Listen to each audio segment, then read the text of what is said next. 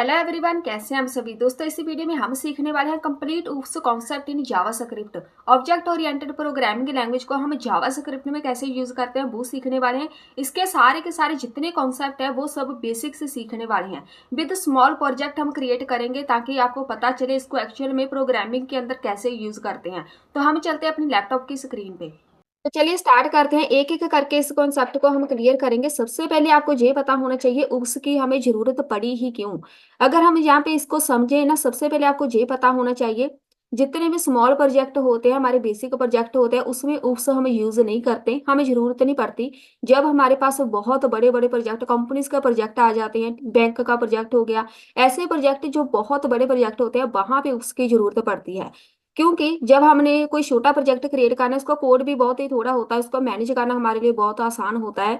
जब हम किसी लार्ज प्रोजेक्ट पे काम करते हैं, उसका कोड बहुत ज्यादा हो जाता है, उसको मैनेज करना बहुत ज्यादा मुश्किल होता है। उसको मैनेज करने के लिए हम ऊप्स यूज करते हैं। ऊप्स सिर्फ मैनेज ही नहीं करता कोड को, आपका पूरे का पूरा जो कोड है उसका एक स्ट्रक्चर प्रोवाइड कराया जाता है, आपका पूरा कोड मेंटेन हो जाता है। उसके बाद रीयूज कर सकते हैं, कुछ डेटा आप हाइड कर सकते हैं ताकि यूजर को ना दिखे, आपकी जो कम्प्लेक्सिटी है कम हो जाती है। उसके बाद आप सिक्योरिटी प्रोवाइड करते हैं। आप रीयूज कर सकते हैं। जो इसमें जो मेन फंक्शनैलिटी होती है रीयूजेबिलिटी की होती है। एक बार कोड हमने लिख लिया, उसको उसको आप रीयूज करते जाओ, तो आपका टाइम भी बहुत ज्यादा सेव हो जाता है। बस इसीलिए हम उसको यूज करते हैं। ज्यादातर बहुत ही लार्ज प्रोजेक्ट जो होते हैं वहां पे इसको यूज किया जाता है। अब ये उस अकेला नहीं है, इसके कुछ कॉन्सेप्ट होते हैं जिसके साथ हमने काम करना होता है। एक एक करके सीखेंगे कि आखिर है क्या जे, फिर इसके साथ इसी को यूज करके छोटा सा एक प्रोजेक्ट क्रिएट करेंगे।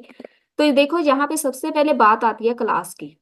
ये क्लास आखिर होता क्या है। हमेशा ही हमने इसकी डेफिनेशन ऐसे स्टडी की है कि ये एक ब्लू प्रिंट होता है, बस यही इसकी डेफिनेशन है। अब ये ब्लू प्रिंट होता क्या है।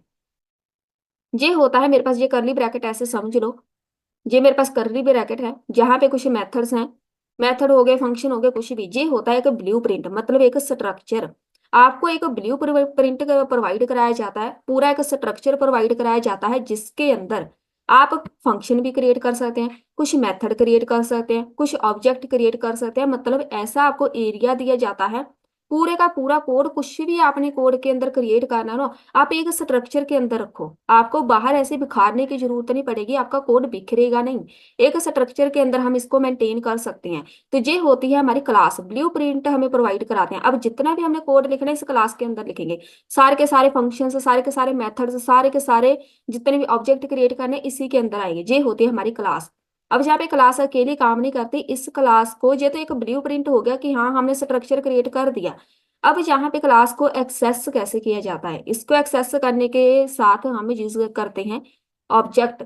ऑब्जेक्ट का सीधा सीधा रिलेशन है क्लास के साथ। जब हम क्लास क्रिएट करते हैं, इस क्लास को पूरे के पूरे कंटेंट को एक्सेस करने के लिए जितने मेथड है, जितने भी हमने फंक्शन यूज किया, उसको एक्सेस करने के लिए हम यूज करते हैं ऑब्जेक्ट। ऑब्जेक्ट का सीधा सीधा कनेक्शन होता है क्लास के साथ। अगर आपने क्लास यूज किया ना, उसको एक्सेस करने के लिए हम ऑब्जेक्ट क्रिएट करते हैं। जितने भी मेथड है, जो सारे के सारे जितने इसका ब्लू प्रिंट है ना, इसके अंदर जो डेटा है उसको एक्सेस करना है, हमें आउटपुट चाहिए, उसके लिए हम ऑब्जेक्ट यूज करेंगे। अब बारी आती है इनहेरिटेंस, बहुत ही ज्यादा इंपॉर्टेंट, बहुत ज्यादा यूज होने वाला कॉन्सेप्ट। इनहेरिटेंस होता है, अब इसको पहले रियल लाइफ एग्जांपल के साथ समझेंगे।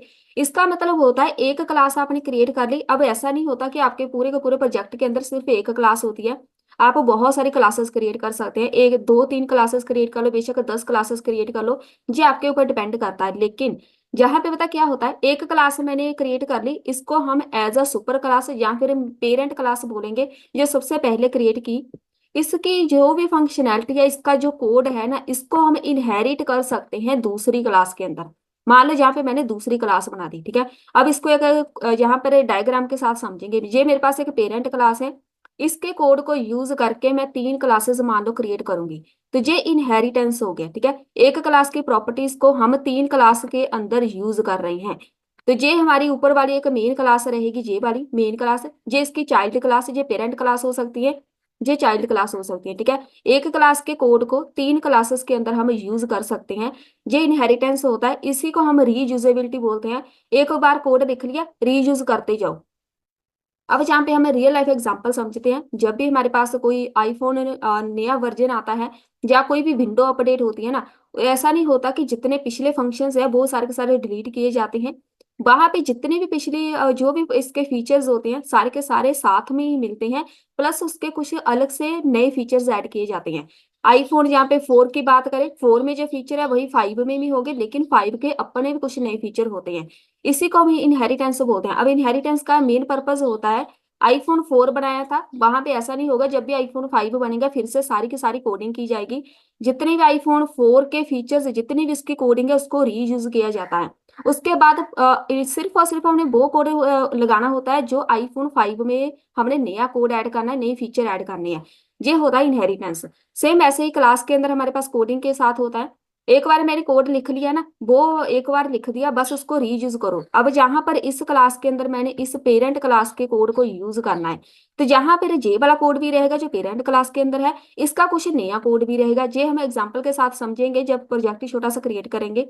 तो यहाँ पे इसके कुछ अलग से भी हम फंक्शनैलिटी ऐड करेंगे, किसके अंदर हमने क्या कोड लगाना है। सेम ऐसे इसकी खुद की कुछ अलग से फंक्शनैलिटी रहेगी, इसकी कुछ अलग से रहेगी फंक्शनैलिटी, लेकिन साथ में इस पेरेंट की जो फंक्शनैलिटी है वो भी इनहेरिट करेंगे। इनहेरिटेंस भी बहुत टाइप के होते हैं, मल्टी लेवल, मल्टीपल। जो हम ज्यादा यूज करते हैं उसके साथ हम एग्जाम्पल क्रिएट करेंगे। ये हो गया हमारे पास इनहेरिटेंस। इसी को आपने अच्छे से सीखना होता है। यहाँ पे मल्टीपल क्लासेस कैसे क्रिएट की जाती हैं, कैसे उसको एक्सेस किया जाता है, ये सब आपको नॉलेज होनी चाहिए। इंटरव्यू की भी अगर बात करें, वहां पे भी ज्यादा आपको यही पूछा जाएगा, ऑब्जेक्ट कैसे क्रिएट किया जाता है, किस क्लास का ऑब्जेक्ट क्रिएट करना होता है। ज्यादातर इसमें जो कॉमन क्वेश्चन होता है कि किस क्लास का ऑब्जेक्ट क्रिएट किया जाता है, तो ये भी मैं बताऊंगी। अगर मेरे पास 3 क्लासेस हैं, 3 क्लासेस मैंने जहाँ पे क्रिएट कर दी, तीनों में से ऑब्जेक्ट किस क्लास का क्रिएट होता है, क्योंकि हमने पूरे के पूरे स्ट्रक्चर को, 3 क्लासेस को एक्सेस करने के लिए एक ऑब्जेक्ट क्रिएट करना है। किसका क्रिएट करेंगे वो आपको पता होना चाहिए, तो ये हम प्रैक्टिकली देखेंगे सब। उसके बाद बारी आती है इनकैप्सुलेशन। अब यहाँ पे इनकैप्सुलेशन एक होता है, एक होता है एब्स्ट्रैक्शन। दोनों में आप कंफ्यूज हो सकते हैं। इनकैप्सुलेशन बना हुआ है कैप्सूल, जो हमारे पास कैप्सूल होता है ना मेडिसिन का, उसी से ये बना हुआ है। इसका मतलब है आप अपने डेटा को हाइड कर सकते हैं। हाइड बोल लो या फिर रैप बोल लो, आप रैप करके अपने डेटा को हाइड कर सकते हैं ताकि कोई एक्सटर्नल क्लास उसको एक्सेस ना कर पाए। जो सिक्योरिटी प्रोवाइड करता है, ठीक है। इसके अंदर आपने पूरे का पूरा एक डेटा हाइड कर दिया, रैप करके स्टोर कर दिया, ताकि जितने भी हमारे पास बाहर की क्लासेस है उस वो हमारी पूरे के पूरे डेटाबेस को या डेटा को एक्सेस ना कर पाए। सेम ऐसे ही मेरे पास एब्स्ट्रैक्शन होता है, लेकिन एब्स्ट्रैक्शन के अंदर हम डेटा हाइड करते हैं, इसमें भी हम डेटा हाइड करते हैं, लेकिन कौन सा, ये समझ सकते हैं आप ऐसे कि मैंने फ्रंट एंड एक क्रिएट किया, एक बैक एंड क्रिएट किया। अब यहाँ पे जो मेरा यूजर है उसको सिर्फ और सिर्फ फ्रंट एंड के साथ मतलब है, बैक एंड के साथ उसको कोई मतलब नहीं है। अब जहाँ पे ये यूजर के लिए बैक एंड एब्स्ट्रैक्शन होगा, उसको नहीं पता बैक एंड में कैसे कोड चल रहा है। फॉर्म कोई फिल करेगा, फॉर्म में जो डेटा होगा डेटाबेस में स्टोर होगा, यूजर को कोई मतलब नहीं है। बैकएंड हमने हाइड किया हुआ है, सिर्फ और सिर्फ उसको फ्रंट एंड दिखेगा। एब्स्ट्रैक्शन में भी ऐसा ही कुछ होता है, आप ऐसा इंपॉर्टेंट डेटा हाइड कर देते हैं जिसका यूजर के साथ कोई लेना देना नहीं होता, वो सिर्फ आपके लिए होता है, ठीक है। उसको हम एब्स्ट्रैक्शन बोलते हैं। उसके बाद आता है पॉलीमॉर्फिज्म। इसका मतलब होता है मैनी फॉर्म। अब ये पता क्या होता है, ये भी हम रीयूजेबिलिटी के लिए यूज करते हैं। एक मेरे पास मान लो ऑब्जेक्ट है शेप नाम का। शेप हमने क्रिएट करनी है, सर्कल हो सकती है, जैसे ये वाली सारी शेप्स है ना, ये हमें इसको एग्जाम्पल मानते हैं। इसके अंदर पॉलीमॉर्फिज्म के जो मीनिंग होता है मल्टी फॉर्म, मतलब एक हमने कोड क्रिएट कर दिया वो मल्टीपल टास्क करेगा। मतलब यहाँ पे मैंने शेप नाम की क्लास क्रिएट कर दी, ठीक है, शेप क्रिएट करनी है हमने। इस शेप के कोड को हम यूज कर सकते हैं सर्कल क्रिएट करने के लिए, स्क्वायर क्रिएट करने के लिए, लाइन ऐसे ड्रॉ करने के लिए, कुछ भी ऐसी शेप ड्रॉ करनी है हमने, उसके लिए सिर्फ इस कोड को यूज करेंगे, ये वाला। इसको हम बोलते हैं पॉलीमॉर्फिज्म। तो चलिए फिर इसको अभी हम स्टार्ट करते हैं कोडिंग के साथ, देख लेते हैं एक्चुअली में हम इसकी कोडिंग करते कैसे हैं। अभी जहाँ पे मैंने एक फोल्डर क्रिएट किया है, कोई इसका लेना देना नहीं है रिएक्ट के साथ, बीट के साथ, नॉर्मल फोल्डर है। इसके अंदर index.html फाइल है, एक script.js की फाइल है। index.html फाइल के अंदर जस्ट मैंने अपनी स्क्रिप्ट की फाइल कॉल की है और कुछ भी नहीं लिखा। सारा कोड हम लिखेंगे स्क्रिप्ट फाइल में। चलिए सबसे पहले बात करते हैं क्लास कैसे क्रिएट की जाती है। इसके लिए सबसे पहले आपने कीवर्ड लगाना होता है क्लास, इसी से पता चलेगा कि हमने एक क्लास क्रिएट किया। अब ये क्लास का एक नाम होता है, ज्यादातर हम यहाँ पे इसका नाम ऐसे रखते हैं, फर्स्ट लेटर कैपिटल, कुछ भी नाम हो सकता है। तो मैं यहाँ पे पर्सन क्लास एक क्रिएट करूंगी। हमेशा इसके साथ एक कंस्ट्रक्टर क्रिएट किया जाता है। कंस्ट्रक्टर के साथ कोई भी पैरामीटर हो सकता है, आपने कौन सा डेटा आपने प्रिंट करना है, क्या क्या डेटा सेव करना है। मैं मान लो यहाँ पे नेम एज, दो हम रखेंगे पैरामीटर, नेम एंड एज मैं प्रिंट कराना चाहती हूँ किसी पर्सन का, तो ये एक कंस्ट्रक्टर होता है। पहले इसको कोड को लगा देते हैं, दिस डॉट नेम। इसका पूरे का पूरा स्ट्रक्चर आपको समझ आना चाहिए, तभी आप इसको यूज कर पाएंगे। यहाँ पे हम लिखेंगे दिस डॉट एज। अब ये दिस क्यों लगाते हैं, अब ये आपको नॉलेज होनी चाहिए। अब देखो, ये तो मेरे पास क्लास है जहां से लेके जहां तक, ये एक ब्लू प्रिंट हो गया। इसके अंदर मैं एक कंस्ट्रक्टर क्रिएट कर रही हूँ, ये हम अपनी तरफ से नहीं कर रहे हैं। ये इसका सिंटैक्स होता है कि जब भी क्लास क्रिएट की जाती है एक साथ में कंस्ट्रक्टर होता है। यहाँ पे इसके पैरामीटर होते हैं, कई बार ये खाली भी होता है, पैरामीटर नहीं भी होते। तो यहाँ पर मैं क्या करूंगी, दिस डॉट नेम, जितने आपके पैरामीटर हैं उसको हम दिस डॉट नेम के साथ डिफाइन करते हैं। अब ऐसा नहीं है कि दिस दिस डॉट नेम आपने दिस कीवर्ड हमेशा लगाना ही होता है, आप इसको स्किप भी कर सकते हैं, लेकिन इसके लिए दूसरा मेथड है, वो मैं इसके बाद बताऊंगी। दिस कीवर्ड आखिर यूज करते ही क्यों है। ये एक कंस्ट्रक्टर है, एक जहाँ पे मान लो ये एक फंक्शन। अब देखो क्लास का मतलब क्या होता है, जहां पे आप फंक्शन, कंस्ट्रक्टर, मेथड सब कुछ क्रिएट कर सकते हैं, क्योंकि ये हमें एक एरिया मिल गया। पूरे का पूरा कोड इसी के अंदर रखो, ठीक है।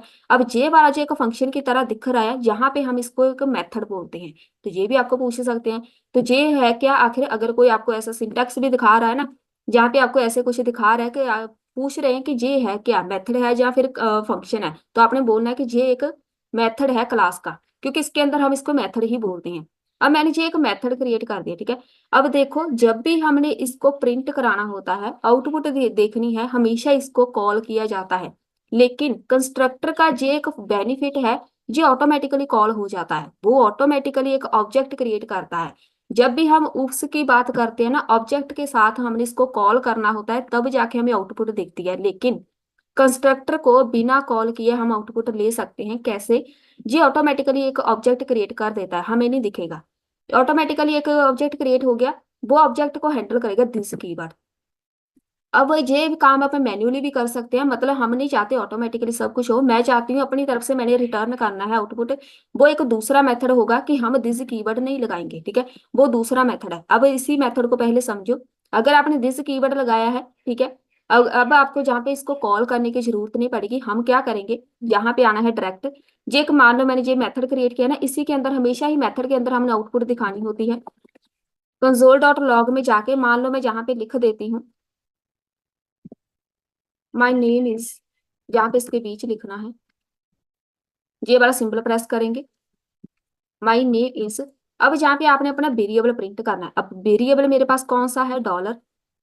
डायरेक्ट प्रिंट नहीं कर सकते, डायरेक्ट अगर नहीं करना आपने तो आप ऐसे लिखेंगे दिस डॉट नेम। किस चीज को आप प्रिंट कराना चाहते हैं, मैंने नेम प्रिंट कराना है तो ऐसे लिखूंगी।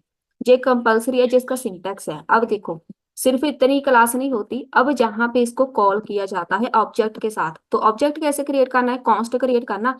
एक ऑब्जेक्ट नाम रखो, ABC1 नाम रख दिया मैंने। न्यू कीवर्ड के साथ हमेशा ऑब्जेक्ट क्रिएट होता है, किस क्लास का, मेरे पास एक ही क्लास है, तो मैं यहाँ पे पर्सन नाम की क्लास लिखूंगी, जहाँ पे मेरे पास डेटा आएगा। यहाँ पे हम अपना नाम रख देते हैं, एक जहाँ पे एज रख दो कुछ भी, और जहाँ पे हमने इसको कॉल करना है। अब जहाँ पे ऑब्जेक्ट क्रिएट करने का मतलब है हमने कॉल करना है मेथड को। मेथड कौन सा है, जी वाला, ABC1 डॉट, मेरे पास ऑब्जेक्ट ये है ABC।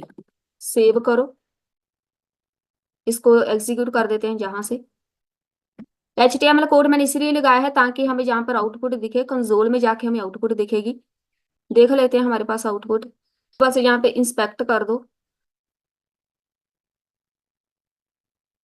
इसकी आउटपुट हमने कंसोल में जाके देखनी है, ठीक है। यहाँ पे हम कंसोल ओपन कर देते हैं, यहाँ पे देखो नेम आ गया, यहाँ पे जो मैंने वेरिएबल लिखा था नेम आ गया। ऐसे ही आपने एज प्रिंट करानी है तो एज लिखो, यहाँ पे भी दिखेगी। अगर आपने कंसोल में नहीं जाना, आप टर्मिनल में चेक कर सकते हैं, आपकी मर्जी है। जहाँ पे आना है आपने वापिस स्क्रिप्ट फाइल पे, इधर आपने एज प्रिंट करानी है तो एज लिख लो, सेव करो, यहाँ पे आ जाओ, तो यहाँ पे आपको एज दिखेगी। ये हो गया हमारे पास एक क्लास क्रिएट करने का तरीका। ऐसे ही क्लास क्रिएट होती है, ये हमारे पास एक कंप्लीट क्लास है विद ऑब्जेक्ट। ये हमारे पास ऑब्जेक्ट है, ABC1 ऑब्जेक्ट है। इसके बिना हम किसी क्लास के ऑब्जेक्ट या फिर मेथड या फिर फंक्शन को हम कॉल ही नहीं कर सकते, ना ही आउटपुट देख सकते हैं। अब बारी आती है दिस कीवर्ड के बिना। ये तो दिस कीवर्ड है कि हम जहाँ पे दिस कीवर्ड हमेशा लगाते हैं। अगर आप चाहते हैं नहीं मुझे ये डिफिकल्ट लग रहा है, आप इसके बिना भी आउटपुट प्रिंट करा सकते हैं। करना क्या है, ये दिस कीवर्ड हटा दो। यहाँ पे इज इक्वल टू लिखा है, जहाँ पे मेरे पास आएगा कॉलन, बाकी सब सेम रहेगा, कंस्ट्रक्टर सेम रहेगा, लेकिन दोनों में डिफरेंस देखो। दिस कीवर्ड आखिर लगाते क्यों है? जो ऑटोमेटिकली कॉल करेगा कंस्ट्रक्टर को, लेकिन अब ये कंस्ट्रक्टर ऑटोमेटिकली कॉल नहीं होगा क्योंकि दिस कीवर्ड नहीं है। तो मुझे जहाँ पे रिटर्न लगाना पड़ेगा, इसको मैन्युअली बोलते हैं कि आप अपनी आउटपुट मैन्युअली दिखाओ, लेकिन जहाँ पे मेरे पास ऐसे एक फंक्शन क्रिएट करना पड़ेगा। एबीसी नाम का मेरे पास फंक्शन है जहाँ पे एक ब्रैकेट बंद होनी है। इसको करो सेव। जे वाली ब्रैकेट हो गई, एक यहाँ पे एक जे वाली, एक ब्रैकेट हमारे पास कम है, सही तो है सब। जहाँ पे लगाओ इसको हटा दो, कॉमा लगाओ, यहाँ पे भी कॉमा लगाओ, क्योंकि हमारे पास ये एक अलग अलग है, दो कीवर्ड है मेरे पास। ये वाला दिस है, इसको हटाओ। अब यहाँ पे दिस कीवर्ड हमने यूज ही नहीं किया तो दिस आना ही नहीं है जहाँ पे। ये वाली ब्रैकेट, बस ब्रैकेट हमें चेक करनी है। एक ब्रैकेट बंद होनी है, एक दो, दो ब्रैकेट, एक हो गई तीन, तीन ब्रैकेट बंद होनी है, बस सही है। अब यहाँ पे मेरे पास ये एबीसी लिखा हुआ है, एबीसी वन, यहाँ पे एक ब्रैकेट और बंद कर दो, सेव करो। अब कोई एरर नहीं है क्योंकि चार ब्रैकेट है मेरे पास। यहाँ पे आ जाओ वापिस।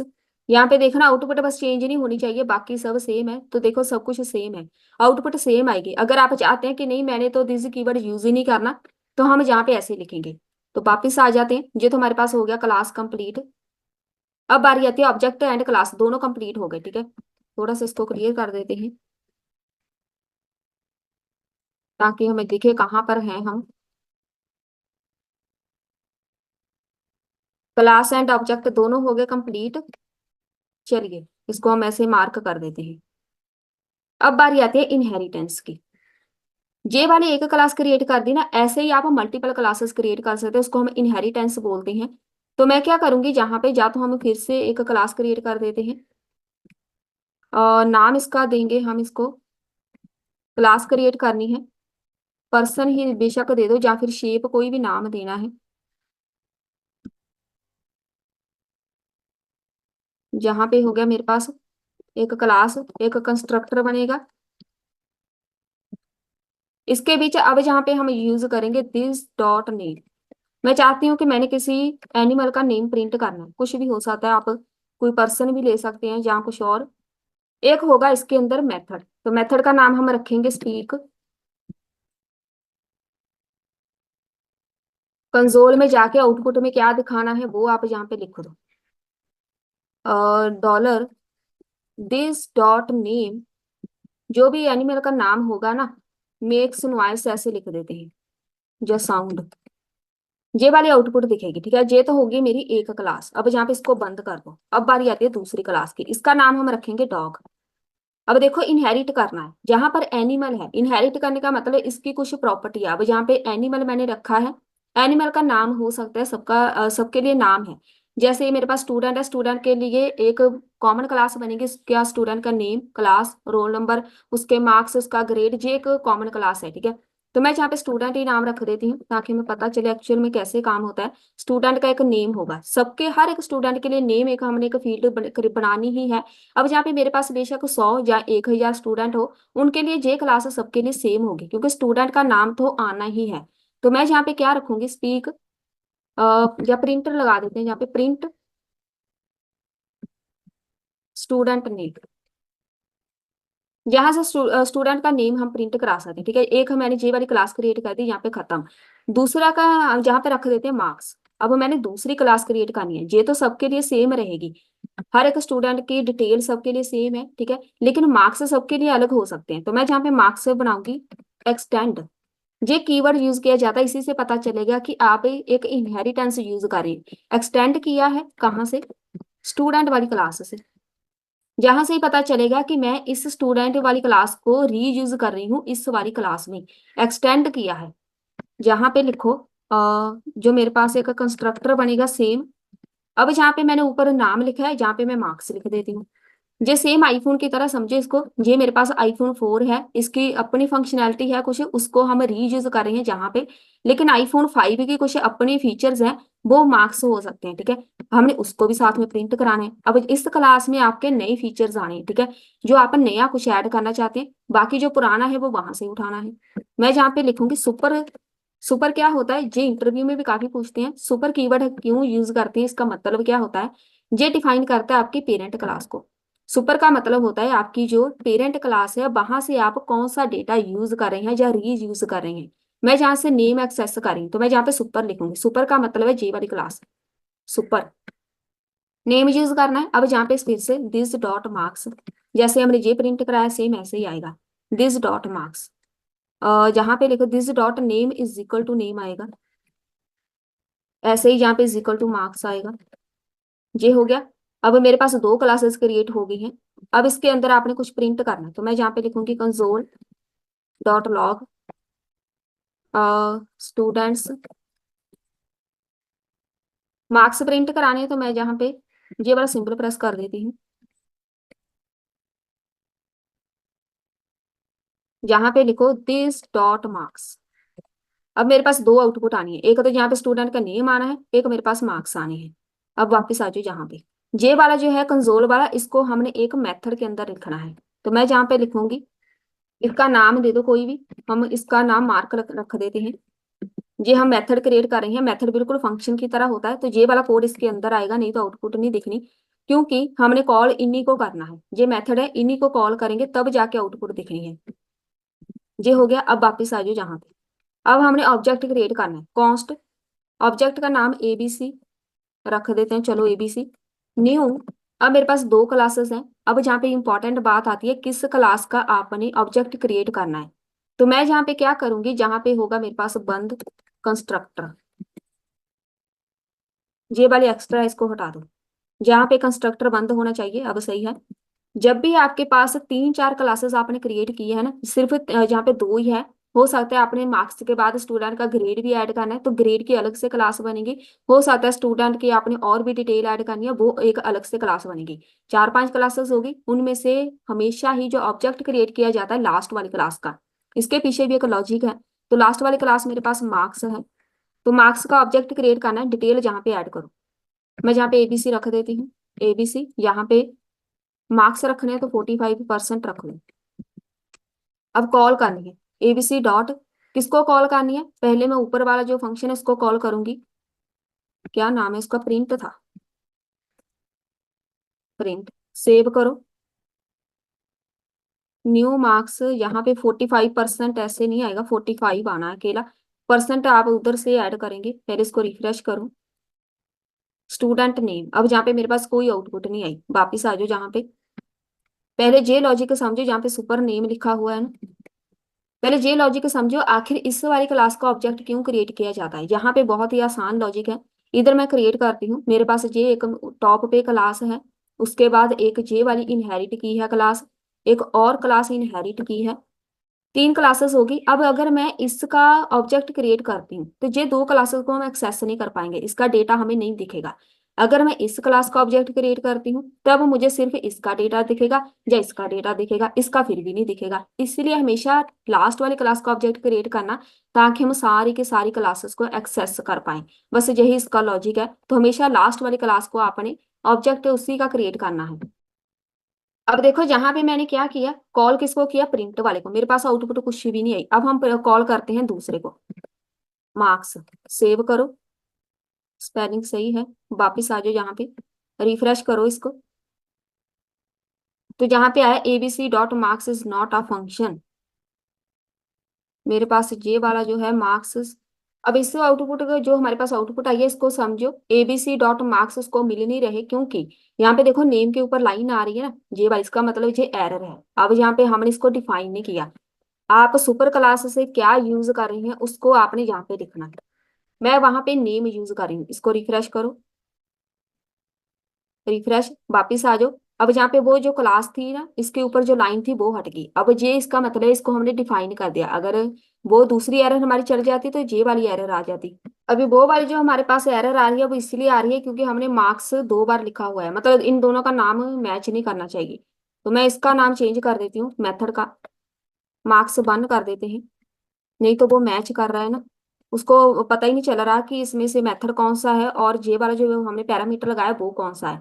जे वाला दोनों का नाम मैच हो गया, तो यहाँ पे लगाओ मार्क्स वन, सेव करो, इसको रिफ्रेश करो। अब यहाँ पे आउटपुट आ गया स्टूडेंट, यहाँ पे 45। अब जहाँ पे नेम नहीं आया, अब ये वापिस आ जाओ, क्योंकि जहाँ पे मैंने मार्क्स लिखा है, नेम प्रिंट कराना है, जहाँ पे नेम लिखो, क्योंकि एक्सेस हमेशा ही आपकी लास्ट वाली क्लास होनी है। जितने भी आप अगर यहाँ पे आपने प्रिंट कराना है नेम भी, क्लास भी, या फिर जो आप इसके मार्क्स है वो भी प्रिंट कराने हैं, एंड लगाओ।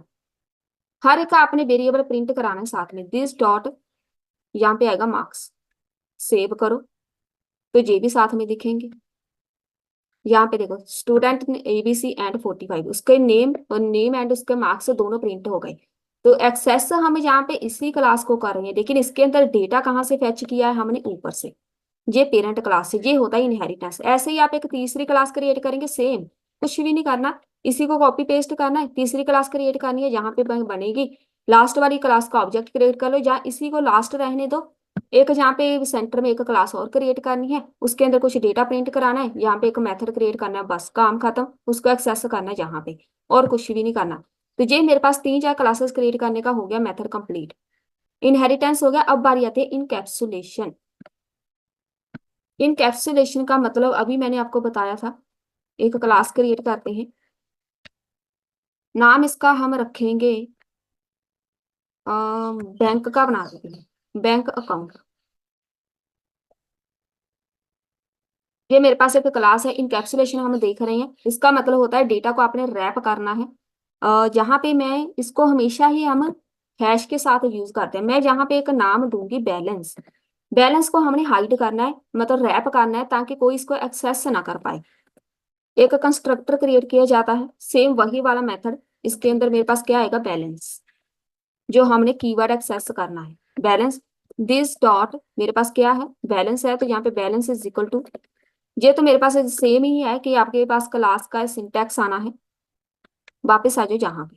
अब देखो कैसे हाइड करते हैं। मैं जहाँ पे चाहती हूँ कि डिपॉजिट नाम का, ये मैंने एक मेथड क्रिएट कर दिया, इसके अंदर मैं अमाउंट शो कराना चाहती हूँ। अब जहाँ पे जो दूसरा है मेरे पास एक, ये एक मेरे पास ये पैरामीटर है, एक इसका ये वाला पैरामीटर है, अमाउंट मैंने प्रिंट कराना है, तो मैं दिस डॉट यहाँ पे रखूंगी बैलेंस। उसके बाद प्लस इज इक्वल टू कर दे ये अमाउंट को, जितना भी मेरे पास बैलेंस है ना, उसको ये प्लस कर देगा अमाउंट के साथ, जितना ऐड होता जाएगा। बैलेंस किसी को नजर नहीं आना चाहिए, लेकिन ये अपडेशन होनी चाहिए। तो ये हो गया मेरे पास इतना कंप्लीट। अब वापिस आ जाओ,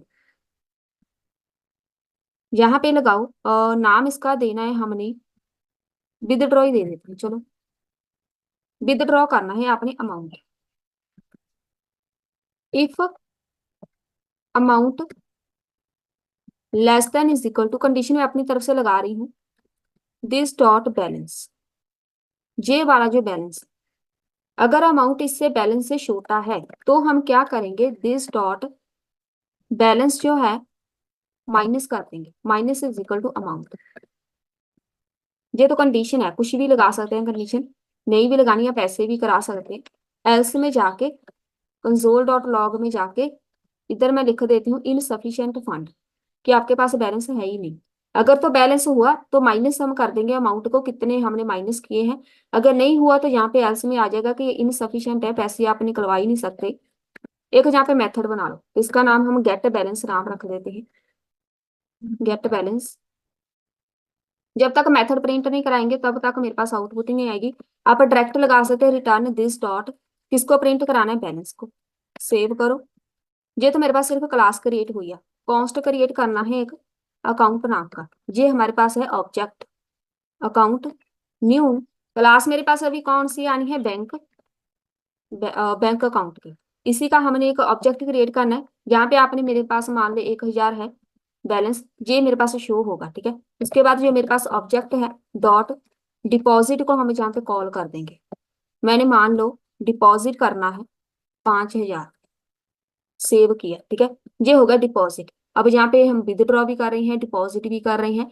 यही हमारे पास एक रियल टाइम एग्जांपल है। यहाँ पे इसको समझने की हम डेटा को हाइड कैसे करते हैं, यहाँ पे लिखेंगे अकाउंट डॉट विदड्रॉ। अब यहाँ पे विदड्रॉ के भी हम कॉल करेंगे, कितने विदड्रॉ करने हैं, 2000 विदड्रॉ करने हैं मैंने, ठीक है।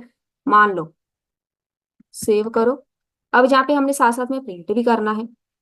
कंसोल डॉट लॉग में जाके मुझे जहां पर दिखना चाहिए कि आपका बैलेंस कितना है, अकाउंट डॉट गेट बैलेंस को जहाँ पे मैं कॉल कर दूंगी, गेट बैलेंस यहाँ पे कर दो कॉल। जितना भी आपके पास बचा होगा वो आपके पास मिल जाएगा।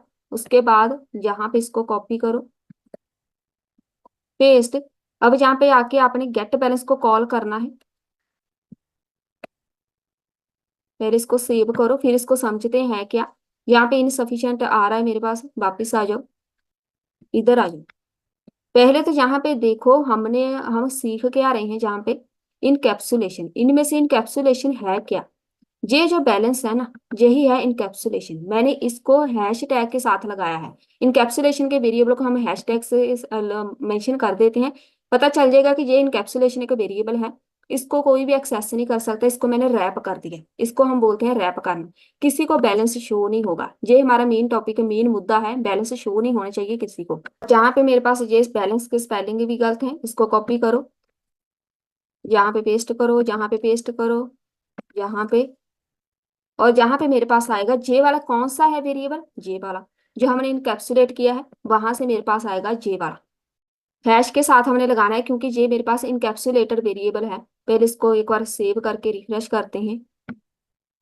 मेरे पास टोटल कितने था, बैलेंस कितना है, उसके बाद विदड्रॉ कितने करवाए, सारे का सारा डेटा आ गया, ठीक है। मैंने जस्ट ये मेरे पास मेरी मर्जी है कि आपने विदड्रॉ का यहाँ पे कोड लगाना है कि नहीं। जस्ट आपको ये पता चलना चाहिए कि जहाँ पे इनकैप्सुलेशन बोलते किसको हैं। ये हो गया मेरे पास इनकैप्सुलेशन का वेरिएबल। इसको यूज कैसे किया जाता है, ऐसे बस यहाँ पे आप लगाओ अपना हैश टैग। अब यहाँ पे मैंने जस्ट अपनी तरफ से लगा दिया कि इसको विदड्रॉ भी कर दो, डिपॉजिट भी कर दो। ये हमारे पास बेसिक कोड है प्रिंट कराने का। मेरे पास आउटपुट आ गई ये वाली, इनकैप्सुलेट हो गया मेरे पास ये वाला वेरिएबल, ठीक है। इनकैप्सुलेशन हो गया। अब इसका मतलब होता है, मैंने जहां भी किसी वेरिएबल के साथ ऐसे हैश टैग लगा दिया, इसको कोई भी एक्सेस नहीं कर पाएगा डायरेक्ट। जहां पे मैंने इसको ये मैंने बाहर लगाया, अब देखो इस वाली क्लास के बीच लगाया ना, यहाँ पे है मेरे पास, इस कंस्ट्रक्टर के बाहर है, इस वाले मेथड से बाहर है, यहाँ से भी बाहर है, मतलब हर एक जे वाला पूरे का पूरा स्ट्रक्चर है ना, इससे बाहर लगाया हुआ है मैंने जे वाला वेरिएबल। अब इस बैलेंस को यहाँ पे मेंशन करने की कोई बड़ी बात नहीं है, लेकिन जब मैंने यहाँ पे हैश टैग लगा दिया, इसका मतलब ये एक प्राइवेट क्लास होगी। जो मेन आप जैसे आप इसको समझ सकते हैं ना, जो मेन कीवर्ड इसके लिए यूज किया जाता है वो होता है प्राइवेट। ये एक प्राइवेट मेरे पास क्लास का एक कुछ भी इंस्टांस हो गया, इसको हम out of class direct use नहीं कर सकते। आउट ऑफ क्लास मतलब यहाँ पे डायरेक्ट यूज नहीं कर सकते, इसीलिए हमने यहाँ पे मेथड्स क्रिएट किए हैं। मैं चाहती हूँ यहाँ पे मुझे ये वाला बैलेंस चाहिए तो मैं ऐसे लिखूंगी, उसके बाद जहाँ पे भी मैंने डिपॉजिट करना है, फिर भी मैंने बैलेंस चेक करना है तो मैं ऐसे लिखूंगी। इसको एक्सेस करने के लिए आपको इतने सारे मेथड क्रिएट करने हैं, ठीक है। आउट ऑफ क्लास जब हम कॉल करेंगे, इसको जब कॉल करेंगे ना, मेरे पास है अभी यहाँ पे जे वाली क्लास को जो इंस्टांस है इसका, इसको हम एक्सेस कर पाए, इसी के लिए हम यहाँ पे यूज करते हैं इनकैप्सुलेशन। इनकैप्सुलेशन के अंदर आपने कुछ ऐसा डेटा हाइड करना है होता है जो सेंसिटिव होता है, जिसको किसी के साथ शेयर नहीं करना। आपका अकाउंट नंबर, आपका आधार कार्ड नंबर, ऐसे कुछ होते हैं, तभी इसकी ज्यादा जरूरत पड़ती है, इसीलिए हम बड़े बड़े प्रोजेक्ट के अंदर इसको यूज करते हैं। यूज ऐसे ही किया जाता है, आपका आधार कार्ड जो भी वेरिएबल होगा वहां पे वो आएगा इस हैश वेरिएबल के अंदर। बस ये हमारे पास एक सेंसिटिव इंफॉर्मेशन हो गई, उसको एक्सेस करने के लिए हमें कुछ स्टेप्स ऐसे फॉलो करने पड़ते हैं, तब जाके हम ऑब्जेक्ट के साथ इसको कॉल कर पाते हैं। ये हो गया मेरे पास इनकैप्सुलेशन खत्म। पॉलीमॉर्फिज्म अब बारी आती है, एब्स्ट्रैक्शन इसके बाद करेंगे। इसको हटा देते हैं। पॉलीमॉर्फिज्म होता है कि हमने मल्टीपल कोड को मल्टीपल फॉर्म में यूज करना है। तो मैं यहाँ पे क्लास क्रिएट करूंगी जो हमने एग्जांपल लगाई थी शेप की। एक बार मैं कोई भी क्लास क्रिएट कर देती हूँ, उसके बाद बस उसको रीयूज करूंगी। अब देखो शेप हमने क्रिएट करनी है, तो शेप के अंदर क्या क्या हो सकता है, सर्कल, स्क्वायर, लाइन, एरो, ऐसे कुछ भी हो सकता है। तो मैं जहाँ पे रखूंगी एक एरिया, एक एरिया मैंने यहाँ पे लगा दिया। अब इसके बीच हम रिटर्न लगा देते हैं 0। ये मैंने एक शेप नाम की क्लास क्रिएट कर दी, बस काम खत्म। यहाँ पे कुछ भी डेटा हो सकता है, इसको आप ऐसे समझ सकते हैं कि मैंने स्टूडेंट का डेटा मैनेज करना है, तो मैं क्या करूंगी, एक स्टूडेंट नाम की क्लास क्रिएट की। वहां पे मेरे पास नेम, एज, उसका रोल नंबर, उसकी क्लास क्या है, उसके मार्क्स क्या है, ये सारी की सारी इंफॉर्मेशन यहाँ पे आएगी, ठीक है, इस वाली क्लास के अंदर। ये सबके लिए कॉमन हो सकती है। उसके बाद जैसे इनहेरिटेंस में होता है ना, एक कॉमन क्लास क्रिएट कर ली, उसी को रीयूज करते जाओ। जहां पे अब मैं दूसरी क्लास क्रिएट करूंगी रेक्टेंगल की, फिर मैंने जहाँ पे एक रेक्टेंगल क्रिएट करना है तो इसका नाम रेक्ट रख देते हैं। एक्सटेंड करना है कहाँ से, एक्सटेंड शेप से, तो इसकी जो एस है हम यहाँ पे रख देते हैं। क्या क्या मैंने जहाँ पे एक्सेस करना है, कंस्ट्रक्टर क्रिएट करेंगे पहले। एक इसकी हाइट विड्थ होगी, तो मैं यहाँ पे विड्थ लगाऊंगी, एक इसकी हाइट। हाइट विड्थ हम यहाँ पे मेंशन करेंगे। सुपर से हमने क्या यूज करना है, कुछ भी नहीं। मैं जहाँ पे लिखूंगी this dot width is equal to width, this dot height is equal to height. ये हो गया मेरे पास कोड, ठीक है। दूसरी क्लास मैंने क्रिएट कर दी, यहाँ पे एस आएगी कैपिटल। अब बारी आती है एरिया, जो हमने वहां पे एक यूज किया है, ये वाला एरिया को बस मैं बार बार यूज करती जाऊंगी। अब जहाँ पे आप ऐसे समझो, इसका नाम आपने रख दिया, एरिया ही रख दिया मान लो, इसके अंदर आप कुछ भी लिखेंगे ना, उसको आप रीयूज कर सकते हैं। बार बार इस चीज को हमें लिखना नहीं पड़ेगा, बार बार हमें ये टाइप नहीं करना पड़ेगा। बस एक बार मैंने यहाँ पे कोड लगा दी। ये तो बहुत ही बेसिक एग्जांपल है, बड़े बड़े प्रोजेक्ट के अंदर यहाँ से बहुत बड़ा डेटा होता है। जैसे मैंने स्टूडेंट का बताया, बिल्कुल ऐसे ही आप बैंक का यूज कर सकते हैं, हॉस्पिटल का हो गया। सारी की सारी आपने एक पेशेंट की आपने इंफॉर्मेशन ऐड करनी है। पूरे के पूरे पेशेंट का नाम क्या है, उसका रूम नंबर क्या है, उसको बीमारी कौन सी है, ऐसे ये कॉमन फील्ड होती है। उसके बाद बीमारी इसको क्या है, उसका रूम रूम नंबर, ये सब चेंज होता जाएगा। वो चेंज जहाँ पे होना है। अब मैं जहाँ पे एरिया को यूज करूंगी, रिटर्न करेंगे this dot width is equal to this dot height. ये तो मेरे पास एक फॉर्मूला सा है कि हम यहाँ पे हाइट विड्थ मेंशन कर रहे हैं। यहाँ पे ना हम इसको मल्टीप्लाई कर देते हैं कि दिस डॉट विड्थ को दिस डॉट हाइट के साथ मल्टीप्लाई कर दो। ये मेरे पास एक फॉर्मूला क्रिएट हो गया, ठीक है। लेकिन इसको हमने क्रिएट करना कहाँ पे है, कंट्रोल एक्स करो, जहां पे आएगा इस वाली क्लास के बीच, जिसको जहां पे हम इसको एक्सटेंड कर रहे हैं। अब वापस आ जाओ, एक क्लास और बनाओ सर्कल की। अब मैंने सर्कल भी यूज करना है, सर्कल भी क्रिएट करना है, एक्सटेंड करना है मैंने कहाँ से, शेप से। अब जहाँ पे हम शेप यूज कर रहे हैं, शेप से हमने इसको एक्सटेंड करना है, कंस्ट्रक्टर इसका एक रेडियस होगा। जब भी हमने सर्कल क्रिएट करना है तो इसका एक रेडियस होगा। सुपर सुपर क्लास के अंदर जो भी है उसका डेटा हमें चाहिए, कुछ भी मेंशन नहीं किया, मतलब वहां से जो भी है हमें चाहिए। This dot radius is equal to radius, जहां पे लगाओ एक फॉर्मूला। अब रेडियस का फॉर्मूला जस्ट लगाना है। एरिया जहाँ पे अब मैं यूज करूंगी, बार बार बस वही चीज हम यूज कर रहे हैं। एरिया जहाँ पे रिटर्न लगाएंगे, मैथ डॉट पाई, इसको मल्टीप्लाई कर देंगे दिस डॉट रेडियस के साथ, मल्टीप्लाई दिस डॉट रेडियस। ये हमारे पास सर्कल ड्रॉ करने का है फॉर्मूला, ठीक है, रेडियस फाइंड करने का। ये हो गया। अब जहाँ पे अब बारी आती है ऑब्जेक्ट की, कॉन्स्ट शेप्स नाम का एक ऑब्जेक्ट क्रिएट कर देते हैं, न्यू। आपकी क्लास का नाम, अब जहाँ पे किस क्लास का यूज होना है मेरे पास, रेक्टेंगल, रेक्ट नाम से। रेक्ट नाम से मैंने यहाँ पे यूज किया, इसकी वैल्यू आपने ऐड करनी है 10 5 मान लो, कॉमा लगाओ, न्यू।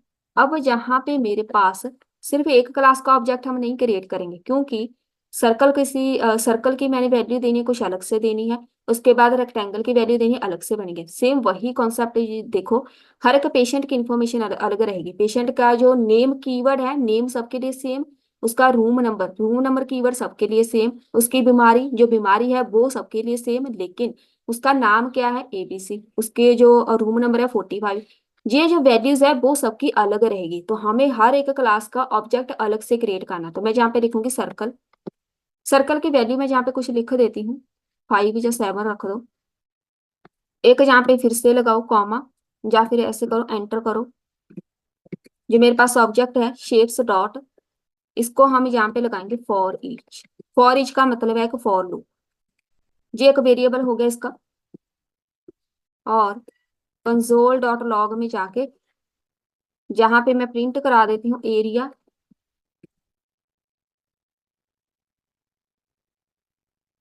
शेप, यहाँ पे आएगा मेरे पास एरिया डॉलर, इसके साथ अपना वेरिएबल लगाओ, कौन सा, शेप डॉट एरिया। ये हो गया एक डिफाइन करने का तरीका। जहां पे एरर है इसको हटाओ। अभी देखो, जहां पे मैं दो क्लासेस के ऑब्जेक्ट क्रिएट कर रही हूँ, तो यहाँ पे मेरे पास देखो एरर है। अब ये एरर है क्यों, जब भी आप मल्टीपल क्लासेस यूज करते हैं ना, तो आपको एरर मेंशन करना पड़ेगा। मैं जहाँ पे लगाऊंगी एरे। अब देखो कोई एरर नहीं है। जे वाला जो एक वेरिएबल है, जे फॉर ईच का है, जे नाम कुछ भी हो सकता है, ठीक है। तो जे वाला जो आपका ऑब्जेक्ट है, बस ये कॉल करना आना चाहिए आपको। मैं जहाँ पे इस वाले वेरिएबल के साथ अब जहाँ पे इसको कॉल करूंगी, किसको, सिर्फ एरिया को कॉल करना है। अब देखो अगर आपके पास 5,000 या फिर 1,000 स्टूडेंट है, या फिर आपके पास पेशेंट है, सिर्फ एक ऑब्जेक्ट के साथ आप इसको कॉल कर सकते हैं। जिधर जिधर एरिया है ना, वो पूरा कोड आपको दिख जाएगा। सेव करो, रिफ्रेश। यहाँ पे आ गया क्लास कंस्ट्रक्टर रेक्ट, ये वाला। यहाँ पे जी न्यू लिखा हुआ है, न्यू आएगा मेरे पास एरे के बीच, ऐसे आना है। ये इसका सिंटेक्स है। सेव करो, पहले इसको रिफ्रेश करो। यहाँ पे एरिया आ गया इतना, उसके बाद रेक्टेंगल सर्कल दोनों का ही मेरे पास वैल्यू आ गई, ठीक है। वैल्यू मैंने दोनों की उठानी है। जहां जहां एरिया होगा, दो भी नहीं, 3 4 5 कितने भी हो सकते हैं आपके पास, सबकी वैल्यू आपको मिल जाएगी। एक ही बार में हम सारे की सारी वैल्यू उठा सकते हैं। बस ये होता है मेरे पास। ये हो गया मेरे पास। जो नेक्स्ट हम कर रहे थे पॉलीमॉर्फिज्म, एक हमने इसका मतलब होता है मैनी फॉर्म। एक बार आपने एक कोड लगाया, उसको अलग अलग फॉर्म में यूज करना है। बस ऐसे ही एरिया लगा दिया, सर्कल क्रिएट कर दिया। सर यहाँ पे सर्कल का जो मेरे पास था रेडियस हमने फाइंड करना, उसके बाद रेक्टेंगल का, सबका आप ऐसे ही फाइंड कर सकते हैं। ऐसे ही आपने किसी पेशेंट के स्टूडेंट की इन्फॉर्मेशन सेव करनी है या प्रिंट करानी है, बस ऐसे ही यहाँ पे स्टूडेंट का डेटा आएगा। यहाँ पे सारे के सारे स्टूडेंट की फील्ड आनी है, नेम, उसका रोल नंबर, या फिर सारे के सारे क्लासेस, उसके मार्क्स जहाँ पे प्रिंट होने, एक बार ही लिखना है। बस आपने इसकी वैल्यूज लिखनी है बाद में। सारे के सारे स्टूडेंट के नेम वगैरह आप बाद में शो करा सकते हैं। बेसिकली ये सारे का सारा डेटा हमारे डेटाबेस से आएगा। जब हम बड़े प्रोजेक्ट की बात करते हैं, तो ये टेंशन लेने की जरूरत है ना कि हमने 5,000 यहाँ पे स्टूडेंट का डेटा कैसे रखना है। वो आपके डेटाबेस से आना है। तो यहाँ पे क्लासेस के साथ डेटाबेस भी यूज होता है। चलिए ये तो हो गया मेरे पास, पॉलीमॉर्फिज्म ही हो गया। अब बारी आती है एब्स्ट्रैक्शन की। डेटा को हम हाइड करते हैं, मतलब कुछ ऐसा डेटा जिसका फ्रंट एंड से कोई लेना देना नहीं है, उसको हाइड करना है। एक क्लास क्रिएट कर लेते हैं, नाम इसका भी व्हीकल रख देते हैं, कोई भी नाम देना है। एक कंस्ट्रक्टर क्रिएट होगा, इसका भी कंस्ट्रक्टर।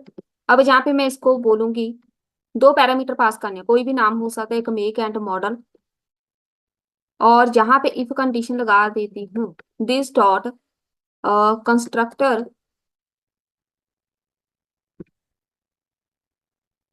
यहाँ पे हम लिखेंगे ट्रिपल इज इक्वल टू है व्हीकल, देन थ्रो कर दो न्यू एरर। पहले हम कोड लगा देते हैं, चलिए यही लगा देते हैं। यहाँ पे अगर तो मेरे पास, मैंने इसको बोला है, कंडीशन लगा दी, अगर तो कंस्ट्रक्टर यहाँ पे व्हीकल है, ठीक है, मतलब जे वाली क्लास है, तो मैं इसको एक एरर प्रिंट कराऊंगी कि जे वाली एक एब्स्ट्रैक्ट क्लास है, जे हम डायरेक्टली यूज नहीं कर सकते।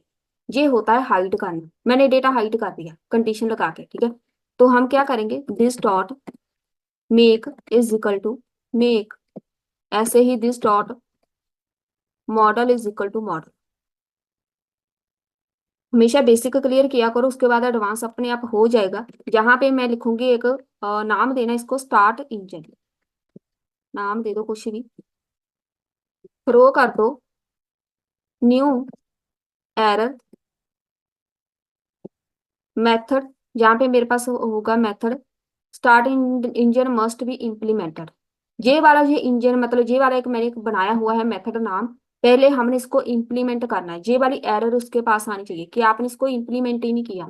उसके बाद क्लास यूज करेंगे कार नाम की, एक्सटेंड करना है मैंने कहाँ से, व्हीकल से। अब ये इनहेरिटेंस हम यूज कर रहे हैं, ठीक है, बस इतना ही काम है। यहाँ पे हम रखेंगे, अब जहाँ पे जो मेरा मेन वेरिएबल मेरा मेथड है ना स्टार्ट इंजन, उसको हम यहाँ पे डिफाइन करेंगे। कंसोल डॉट लॉग, यहाँ पे लिखो, चलिए यही लगा देते हैं। वैल्यू प्रिंट करानी है, बस ये वाला हो गया। अब यहाँ पे हम ऑब्जेक्ट क्रिएट करेंगे, बाद में इसको समझते हैं। My car is equal to new car वाली जो क्लास है, उसका हम यहाँ पे प्रिंट करेंगे, ऑब्जेक्ट क्रिएट करेंगे। यहाँ पे एक नाम रख देते हैं, ABC रख देते हैं, XYZ, जो मेरे पास मेरा ऑब्जेक्ट है। डॉट स्टार्ट इंजन को हम यहाँ पे कॉल करेंगे बस। इसका मतलब पता क्या है, मैंने जहाँ पे स्टार्ट इंजन क्रिएट किया है इसको हम डायरेक्ट एक्सेस नहीं कर सकते, ठीक है।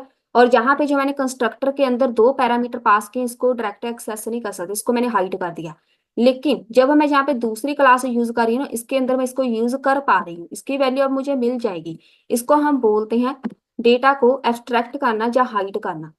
यहाँ पे जे वाला जो कोड है ना, इसका फ्रंट एंड से कोई लेना देना नहीं है, यूजर को दिखेगा सिर्फ जे वाला डेटा, जे वाला कुछ भी नहीं दिखेगा। सेव करो पहले, रिफ्रेश करो, यहाँ पे मेरे पास ये आ गया। बस यूजर को इसी के साथ मतलब है, बाकी ये पूरा का पूरा कोड है ना, यूजर को इसके साथ मतलब नहीं है कि यहाँ पर क्या हो रहा है बैकएंड में, कोई लेना देना नहीं है उसका। कौन सी क्लास कहाँ से आ रही है, कौन किसको एक्सेस कर रहा है, किसी को कुछ भी लेना देना नहीं है, बस उसको ये वाली आउटपुट दिखानी है। तो इस आउटपुट को आपने कैसे दिखाना है जी आपके ऊपर डिपेंड करता है, ना कि किसी दूसरे पे, ना यूजर पे। किसी का अपने बैंक अकाउंट है उसको आपने हाइड करना है, बैंक अकाउंट डिटेल को आपने हाइड कैसे करना है वो आपने सोचना है। स्टूडेंट की इन्फॉर्मेशन लीक ना हो उसको आपने कैसे हाइड करना है वो आपने सोचना है। स्टूडेंट की इन्फॉर्मेशन जस्ट यूजर को कितनी दिखानी है वो यहाँ पे आएगी। इसको हम बोलते हैं एब्स्ट्रैक्शन। जहाँ पे हो गया जेबी कोड कंप्लीट। अब हम एक छोटा सा बैंकिंग का एक क्रिएट करते हैं सिस्टम प्रोजेक्ट के रूप में। क्लासेस को लेके हम कैसे इसको यूज करते हैं, एक क्लास क्रिएट कर लेते हैं, इसका नाम बैंक अकाउंट रखेंगे। कंस्ट्रक्टर क्रिएट करना है एक, ये हमारी मेन क्लास रहेगी कंस्ट्रक्टर। यहाँ पे हमने क्या क्या ऐड करना है वो पैरामीटर्स लगाने। तो मैं चाहती हूँ एक मेरे पास अकाउंट नंबर होगा, एक अकाउंट नंबर, एक मेरे पास होगा अकाउंट होल्डर, मतलब किसका अकाउंट है, एक बैलेंस होगा इज इक्वल टू जीरो। सब कुछ जीरो कर देंगे, ठीक है। बैलेंस मेरे पास जहाँ पे जीरो होगा, इस बैलेंस के अंदर मैंने पैसे ऐड भी करने हैं विदड्रॉ भी करने हैं, तो इसीलिए हमने यहाँ पे जीरो रख दिया। दिस डॉट, जितने भी आपके पास पैरामीटर्स है बस यहाँ पे दिस डॉट कीवर्ड लगाओ, क्योंकि हम यहाँ पे दिस ही यूज करेंगे। अकाउंट होल्डर ज्यादातर क्लास में दिस ही यूज होता है, विदाउट दिस आपके लिए ऑप्शनल होता है, लगाना है कि नहीं वो आपकी मर्जी है। सबसे पहले हम मनी को डिपॉजिट करेंगे, तो मैं जहाँ पे रखूंगी डिपॉजिट करना है अमाउंट। तो मैं यहाँ पे एक अमाउंट नाम का पैरामीटर पास करूंगी अलग मेथड के साथ, इफ अमाउंट। अब जहाँ पे एक कंडीशन लगेगी, अगर तो मेरे पास अमाउंट ग्रेटर देन हुआ जीरो मान लो, तो मैं क्या करूंगी दिस डॉट जो बैलेंस है उसको plus is equal to amount कर दो। जितना भी अमाउंट होगा उसका जो भी मेरे पास बैलेंस है ना उसको प्लस इज इक्वल टू कर दो। मतलब यहाँ पे जीरो है, जीरो प्लस मान लो मैंने 500 डिपॉजिट किया तो यहाँ पे वैल्यू 500 आएगी। प्लस इज इक्वल टू का यहाँ पे बहुत बड़ा रोल है। अब मेरे पास यहाँ पे मान लो 500 वैल्यू होगी, फिर से मैं यहाँ पर 100 ऐड करूंगी, तो 500 प्लस 100 होना चाहिए। अगर आप प्लस इज इक्वल टू नहीं लगाते ना, वो 500 को 100 कर देगा। आपके पास 600 नहीं, आपके पास 100 आएगा। तो यहाँ पे प्लस इज इक्वल टू का मतलब है जितनी पिछली होल्ड करनी है वैल्यू वो भी साथ में ही आएगी, पिछली वैल्यू साथ में प्लस नई वैल्यू। कंसोल डॉट लॉग में जाके इसको प्रिंट कर दो, डॉट लॉग, जहाँ पे ये सिंपल आएगा। किसको प्रिंट करना है, मैंने अमाउंट को, अमाउंट डिपॉजिट करना है, अमाउंट डिपॉजिट।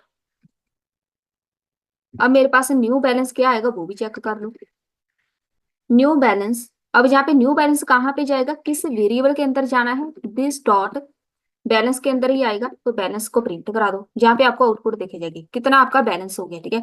ये मेरे पास एक कंडीशन होगी, अगर तो अमाउंट ग्रेटर देन जीरो हुआ, एल्स में जाके कंसोल डॉट लॉग में जाके जहाँ पे लिखो deposit amount not valid.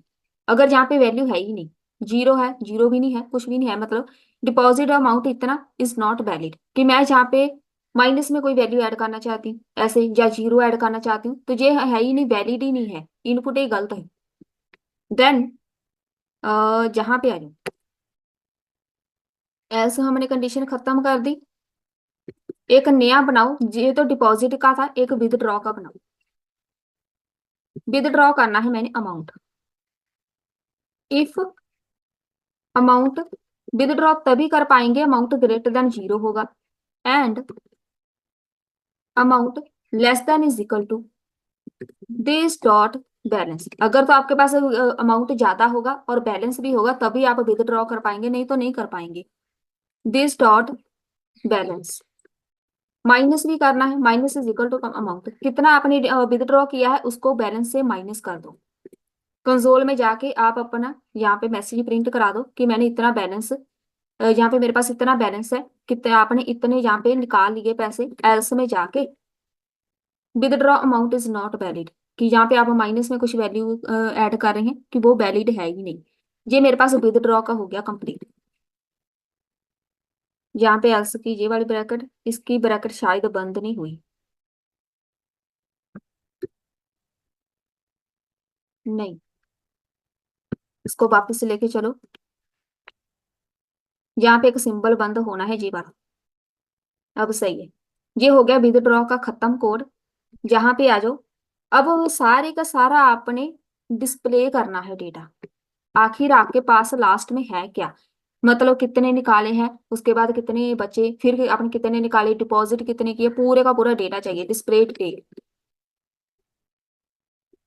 Console में जाके डॉट लॉग, यहाँ पे लिखो अकाउंट नंबर कौन सा है, account number dollar this dot account number, ये वाला जो अकाउंट नंबर है, कॉमा अकाउंट होल्डर डॉलर, अपना वेरिएबल प्रिंट कराओ कौन सा, this dot account holder, comma next line में ले आओ, एक लाइन में भी लगा सकते हैं, बैलेंस, कितना बैलेंस है डॉलर लगाओ, दिस डॉट बैलेंस। ये आपको पूरी की पूरी डिटेल बता देगा, ठीक है। अब जहां से बाहर आ जाओ, ये हमारी क्लास यहाँ पे खत्म हो गई, इससे बाहर आ जाओ, क्लास से बाहर। अब हमने क्या करना है, एक क्लास क्रिएट करनी है दूसरी, सेविंग अकाउंट की। इसका नाम मैं रखूंगी सेविंग अकाउंट। एक्सटेंड करना है मैंने कहाँ से, बैंक अकाउंट से। अब यहाँ पे इनहेरिटेंस आ गया हमारा, बैंक अकाउंट से मैंने एक्सटेंड करना है, एक कंस्ट्रक्टर क्रिएट करेंगे। क्या क्या हम यहाँ पे यूज करने वाले हैं, एक तो मैं अकाउंट नंबर यूज कर लेती हूँ। बस अकाउंट नंबर, एक अकाउंट होल्डर कर देते हैं use, account holder balance is equal to 0। साथ में नया फीचर, मतलब कुछ नया ऐड करेंगे, तो मैं यहाँ पे रखूंगी इंटरेस्ट रेट, कि इस पे आपको इंटरेस्ट भी मिलेगा। ये होता है सिस्टम हमारा, एक्चुअली में बेसिक है लेकिन सिस्टम ऐसे ही काम करता है। अब मैं जहाँ पे इंटरेस्ट ऐड करना चाहती हूँ, मेरे पास जो डेटा है, जो पिछला डेटा है, उसी कस्टमर को मैं इंटरेस्ट प्रोवाइड कराना चाहती हूँ, जब उसको कितना इंटरेस्ट मिला। हो सकता है ये हमने काम बाद में करना हो, बाद में इंटरेस्ट लगाना हो, जो आपके पास कोई नई पॉलिसी आई है वो आपने ऐड करनी हो, उसके लिए हम क्लास नहीं ऐड करेंगे। पिछला जो डेटा बस उसको रीयूज करो, मेन काम।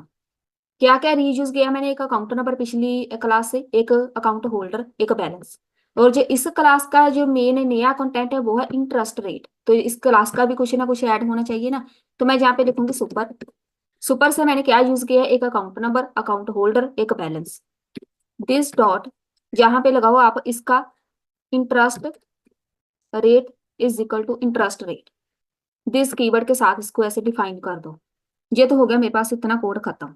वापिस आ जाओ, इससे बाहर आना है, सबसे पहले इंटरेस्ट रेट आपने ऐड करना है, इंटरेस्ट रेट, ऐड इंटरेस्ट।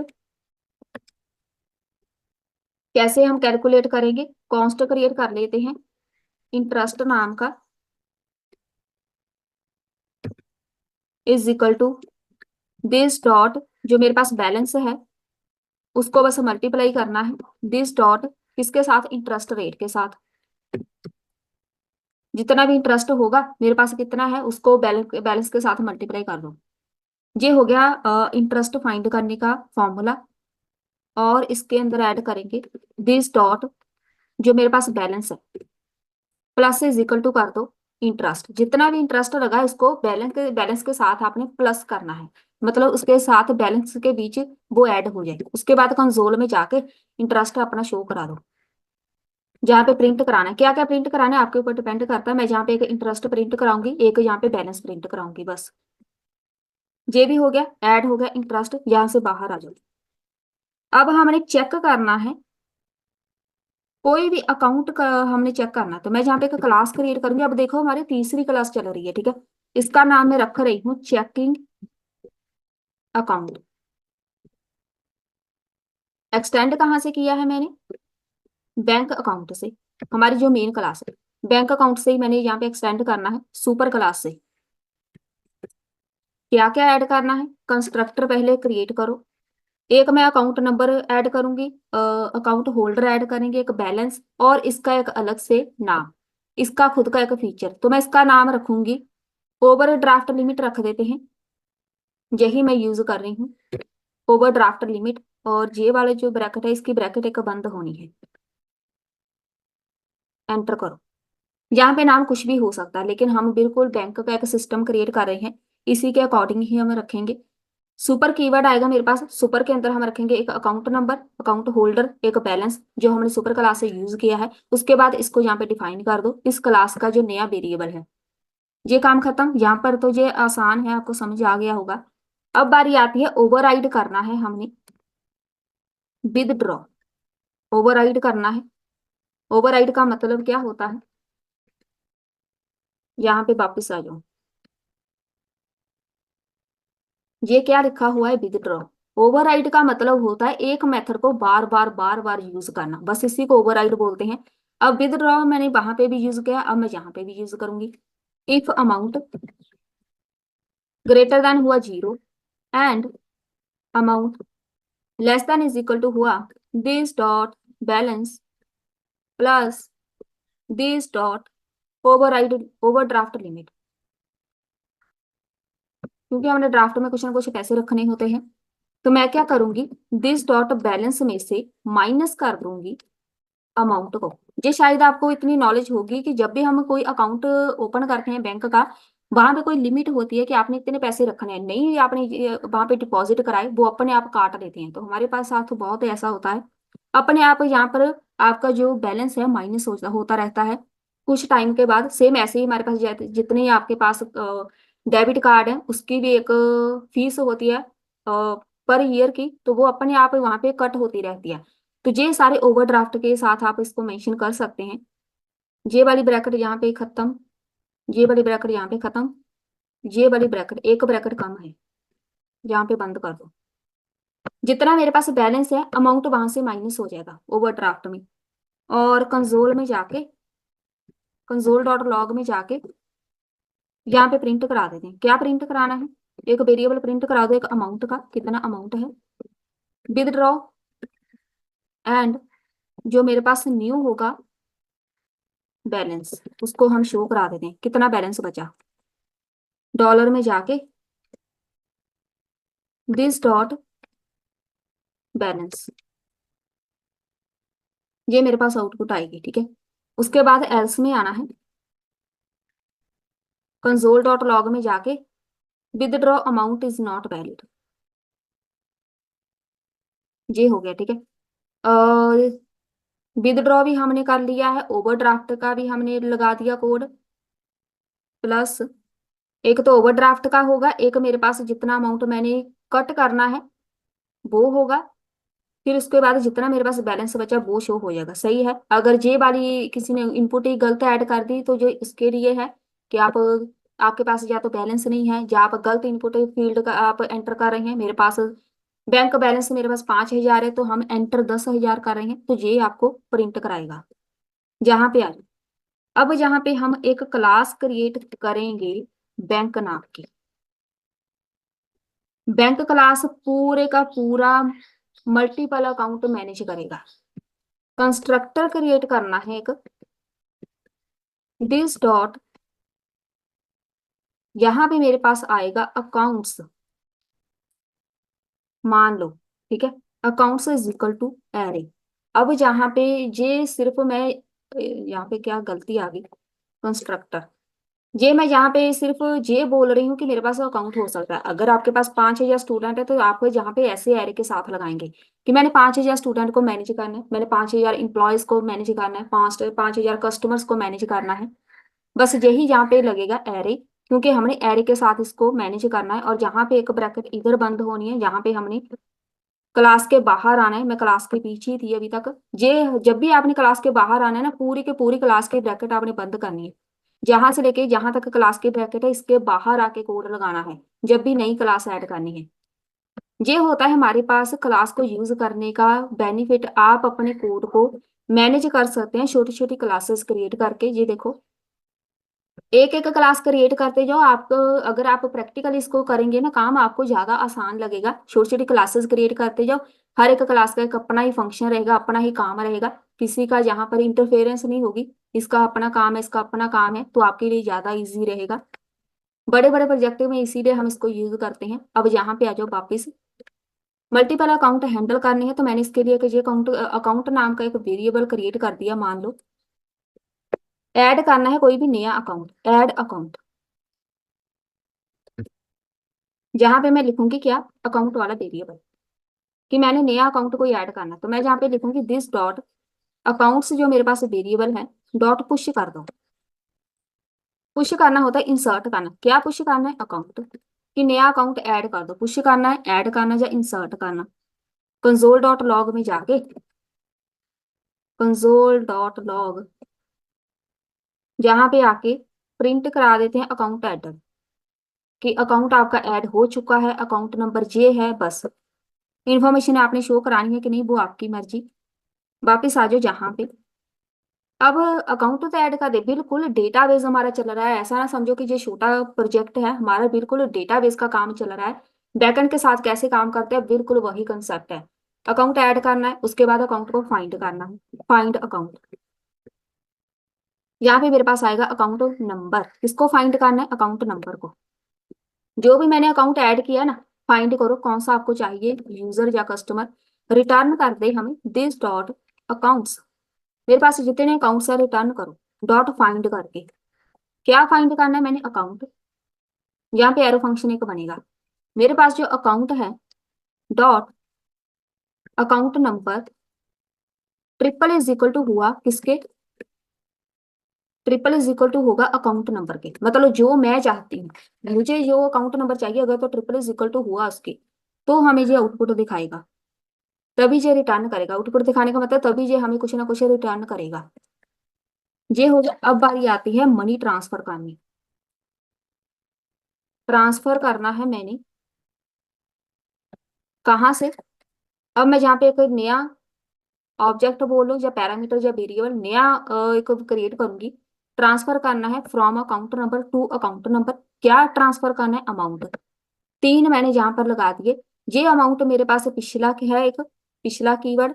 ये वाले दो मैंने एक नए क्रिएट किए हैं, नाम कुछ भी हो सकता है।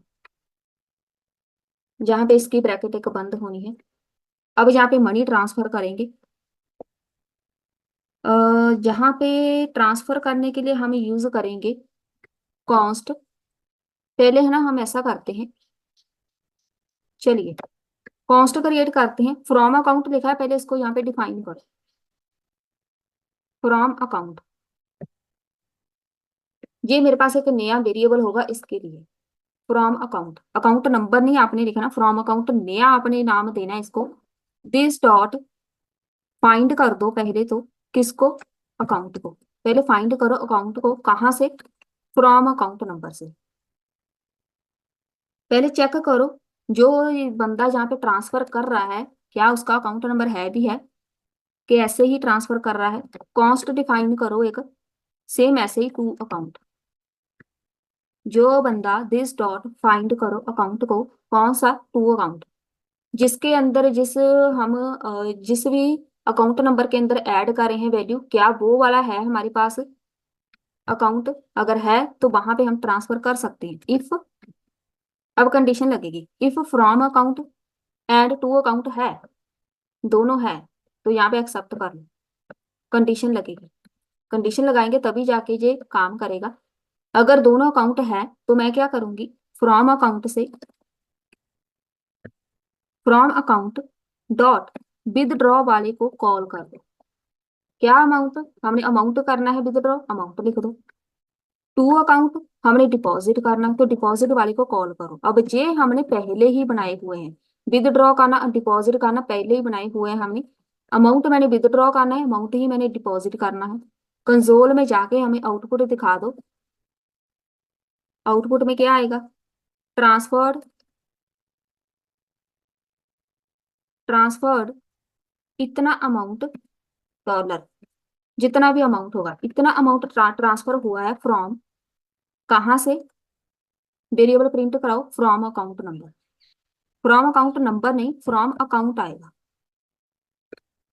जहां से ट्रांसफर हुआ है, डॉट अकाउंट होल्डर टू, यहाँ पे लिखो to account dot account holder. ये हो गया। ये आपको पूरी इंफॉर्मेशन बताएगा कि हाँ आपने इतने पैसे ट्रांसफर किए हैं, जहां से किए हैं उसको किए हैं। एल्स में जाके, नहीं तो हमें डायरेक्ट कंसोल डॉट लॉग में जाके जहां पे प्रिंट करा दे वन और बोथ, कुछ भी अकाउंट्स नॉट फाउंड, किसी का हमें अकाउंट मिला ही नहीं, दोनों में से एक का भी ना मिले ना, हमें ये मैसेज मिलना चाहिए कि अकाउंट ही नहीं मिला, हम हमारे पास है ही नहीं डेटा जी, जब उसने अकाउंट ओपन ही नहीं किया। चलिए एल्स में जाके, ये तो हो गया कोड। अब इसी क्लास के अंदर रहना है आपने, डिस्प्ले करना है। अब जहाँ पे फिर से ओवरराइड कर रहे हैं डिस्प्ले ऑल, ये पहले हमने डिस्प्ले ऑल लगाया था, डिस्प्ले डिटेल। अभी जहाँ पे हम ऐसा करते हैं, नया अकाउंट बनाते हैं, डिस्प्ले ऑल अकाउंट्स, सारे के सारे अकाउंट हमें प्रिंट करा दो। कंसोल डॉट लॉग में जाके जहाँ पे लिखो डिस्प्लेइंग ऑल अकाउंट्स, और बस इन द बैंक। ये भी ऑप्शनल है, अगर आपने नहीं प्रिंट करानी आपकी मर्जी, लेकिन आपको पता चल जाए काम कैसे करना है, प्रिंट करा लो। दिस डॉट जितने भी अकाउंट्स हैं, डॉट, अब यहाँ पे लूप लगेगी फॉर ईच, क्योंकि एक एक करके पता नहीं मेरे पास कितने अकाउंट हो गए, एक एक करके वो प्रिंट कराता जाएगा। क्या प्रिंट कराना है, अकाउंट डॉट डिस्प्ले वाला जहाँ पे कॉल कर दो, डिस्प्ले डिटेल। ये वह फंक्शन हमने पहले ही बनाया, बस उसको यहाँ पे कॉल करना है, डिस्प्ले डिटेल। चेक कर लो नाम क्या है, डिटेल है जो डिटेल्स है, डिस्प्ले डिटेल। वापिस आ जाओ। और अभी हमारा जो काम है जहाँ पे हो गया कंप्लीट। अब हमने इंस्टांस क्रिएट करना है, मतलब ऑब्जेक्ट। अब जहाँ पे आपको पता होना चाहिए किस बैंक का, किस आपने क्लास का क्रिएट करना है ऑब्जेक्ट, इंस्टांस हो या ऑब्जेक्ट। कितनी सारी क्लासेस हमने क्रिएट की हैं, लेकिन ऑब्जेक्ट हमेशा लास्ट का क्रिएट होना है, बैंक का। अगर आप इस कंफ्यूजन को दूर करना चाहते हैं, या आप और भी डीपली सीखना चाहते हैं, किसी और क्लास का ऑब्जेक्ट क्रिएट करके आप आउटपुट देखना, ठीक है, क्या आउटपुट आएगी वो फिर चेक करना। यहाँ पे मेरे पास एक नाम आएगा, मैं बैंक का नाम रख रही हूँ, ये ऑब्जेक्ट नेम है। न्यू कीवर्ड आएगा आपकी क्लास का नाम, क्लास का नाम है बैंक। बस ये आ गया, ऑब्जेक्ट क्रिएट हो गया। अब जहाँ पे अकाउंट क्रिएट करना है, तो मैं जहाँ पे कॉन्स्ट क्रिएट करूंगी, सेविंग अकाउंट, क्योंकि जहाँ पे डेटाबेस हमारे पास नहीं है ना, अकाउंट हमें खुद से क्रिएट करना पड़ेगा, इज इक्वल टू न्यू। यहाँ पे मेरे पास आएगा सेविंग अकाउंट जो हमने क्रिएट किया है, नाम है इसका सेविंग अकाउंट। सेविंग अकाउंट हमने क्रिएट किया है, उसको यहाँ पे ऐसे कॉल करो। मान लो हमने नाम दे दो कुछ, यहाँ पे ये वाला अकाउंट है 001, ये वाला अकाउंट है, कॉमा, जहाँ पे एबीसी उसका नाम है। सारी डिटेल हमने अपनी तरफ से देनी है, क्योंकि हमारे पास डेटा नहीं है, जहाँ पे डेटाबेस नहीं है, इतना उसके पास बैलेंस है। अब बारी आती है कॉन्स्ट चेक, जो चेकिंग अकाउंट नाम दे दो इसको, अकाउंट चेक करने हैं, न्यू चेक करने हैं, तो मेरे पास यहाँ पे आएगा चेकिंग वाला। क्या नाम था उसका, चेकिंग अकाउंट नाम था हमारे पास, फंक्शन का नाम या मेथड का नाम। अकाउंट चेक करना है तो मैं यहाँ पे यही लगा देती हूँ, CA001। नाम इसका हो सकता है, पहले हमने XYZ ABC लिखा, XYZ लिख लिया, यहाँ पे बैलेंस हम 5,000 रख देते हैं। ये हो गया 5,000 बैलेंस। ये उसका अकाउंट है, ठीक है। मैंने अकाउंट क्रिएट कर दिया अपनी तरफ से। अब जहाँ पे नया अकाउंट ऐड करना है, ये सब अपने अपनी तरफ से करना है, ठीक है। पहले इसको सेव करो, यहाँ पे करो सेव और रिफ्रेश करो। कुछ भी नहीं आया क्योंकि अभी तक हमने इसको कॉल नहीं किया। अभी हमने अकाउंट भी क्रिएट कर दिया, ऐड करना है तो मैं जहाँ पे लिखूंगी bank dot add account. Add करना है तो ऐड अकाउंट। कहाँ पे ऐड करना है? सेविंग अकाउंट के अंदर। कॉपी पेस्ट, तो ये वाला अकाउंट यहाँ पे क्रिएट हो जाएगा। सेम ऐसे ही बैंक डॉट ऐड अकाउंट, एक सेविंग वाला होगा एक चेकिंग होगा। कंट्रोल C B, ये क्रिएट कर देगा। अब बारी आती है ऑपरेशंस परफॉर्म करने। कौन कौन से ऑपरेशंस मैंने लगाए हैं? सेविंग अकाउंट के ऊपर ऑपरेशन कौन सा रहेगा? डिपॉजिट। डिपॉजिट करना है 500, मान लो 500 रख देते, सेव करो। साथ साथ में इसको रिफ्रेश भी करते रहते हैं। अब जहाँ पे इतना आ गया, मेरे पास अकाउंट ऐड हो गए, 2 अकाउंट ऐड हो गए, ठीक है। अब जहाँ पे ये सेविंग अकाउंट वाला नहीं हुआ क्योंकि एरर है उसमें। अकाउंट तो ऐड हुआ हमारा, क्रिएट हो गया।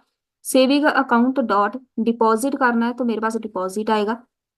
एरर देख लो क्या है, साथ साथ में सॉल्व कर ही देते हैं। Is not a function. यहाँ पे इसको सिलेक्ट करो, मैच करो पहले। डिपॉजिट, ये वाला सिलेक्ट ही नहीं हुआ। स्पेलिंग चेक करो, यहाँ पे भी डिपॉजिट। डिपॉजिट स्पेलिंग सही है, DE है। कोडिंग कर करके कई बार हमें स्पेलिंग पता ही नहीं चलती। डिपॉजिट, इसको करो रिफ्रेश। 500 डिपॉजिट करने हैं, तो यहाँ पे 1500 हो गया। टोटल बैलेंस 1500, क्योंकि पहले हमने 1,000 रखा था। मेरे पास 1,000 था ना बैलेंस, अब यहाँ पे ऐड हो गया, प्लस हो गया 500। सेविंग अकाउंट हो गया, डिपॉजिट। अब ऐसा करते हैं, सेविंग अकाउंट में डॉट ऐड करते हैं इंटरेस्ट। इंटरेस्ट ऐड करो, कुछ भी नहीं करना, अपने आप कर देगा। फिर इसको रिफ्रेश करो। New balance 1500, zero interest add हुआ है, क्योंकि हमने वहां पे जीरो लिखा है, मतलब इंटरेस्ट ऐड हो रहा है, ठीक है। सही है, जहाँ पे आप अपनी तरफ से वैल्यू लिख दो बेशक कोई। चेक करना है हमने, चेकिंग अकाउंट। अब अकाउंट चेक करो, विदड्रॉ। विदड्रॉ करने हैं मैंने 200। मान लो किसी ने विदड्रॉ कर दिए 200, बैलेंस कितना हुआ? सही है, 4800। और हमने क्या लगाया है? चेकिंग अकाउंट डॉट विदड्रॉ करने हैं, मान लो 1,000। सही है। साथ में देखो सब कुछ आपको बता रहा है। अकाउंट ऐड हुआ है, कौन सा अकाउंट ऐड हुआ है? ये वाला। आपने इतने डिपॉजिट किए हैं, बैलेंस इतना है। इंटरेस्ट इतना है, बैलेंस इतना है। आपने इतने विदड्रॉ किए, इतना बैलेंस है। सब कुछ आपको बता रहा है, ठीक है।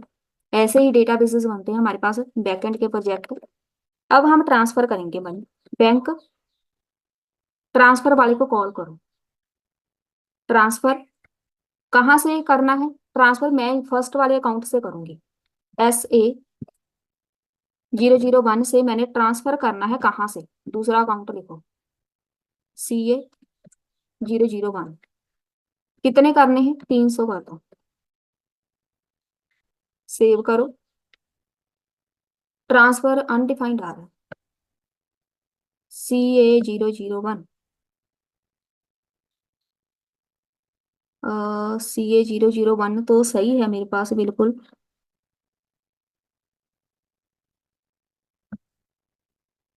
ट्रांसफर तो हो गए, लेकिन फ्रॉम अनडिफाइंड टू अनडिफाइंड नाम नहीं आ रहा। वो वाला अभी देख लेते हैं इशू क्या है।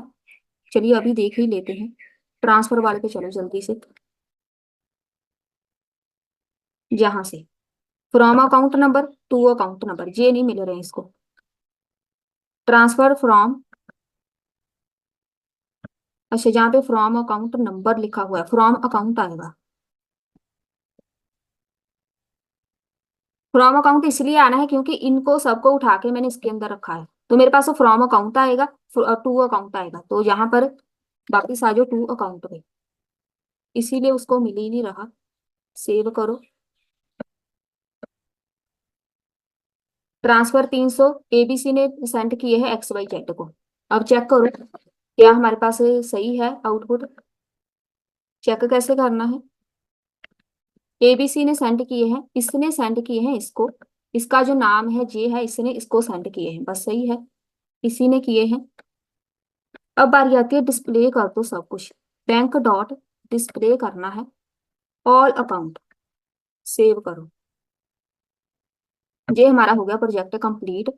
Account number this, account holder ये नाम है इसका, बैलेंस इसका इतना है, अकाउंट नंबर इसका इतना है, अकाउंट होल्डर का नाम इतना है, बैंक बैलेंस इतना है, बस पूरे का पूरा हमारा प्रोजेक्ट खत्म। ये होता है कंप्लीट ऊप्स यूज करके प्रोजेक्ट क्रिएट करना।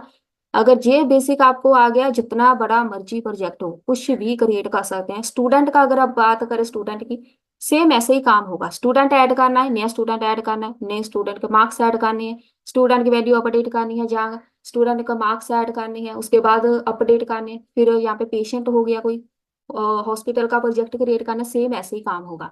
ये लार्ज प्रोजेक्ट के लिए हमने इसको यूज करना होता है। बेसिक प्रोजेक्ट अगर क्रिएट करने हैं वहां पे ऊप्स यूज करने की जरूरत नहीं पड़ती। तो ये हो गया हमारा आज का टॉपिक का कंप्लीट। मिलते हैं फिर नेक्स्ट वीडियो में।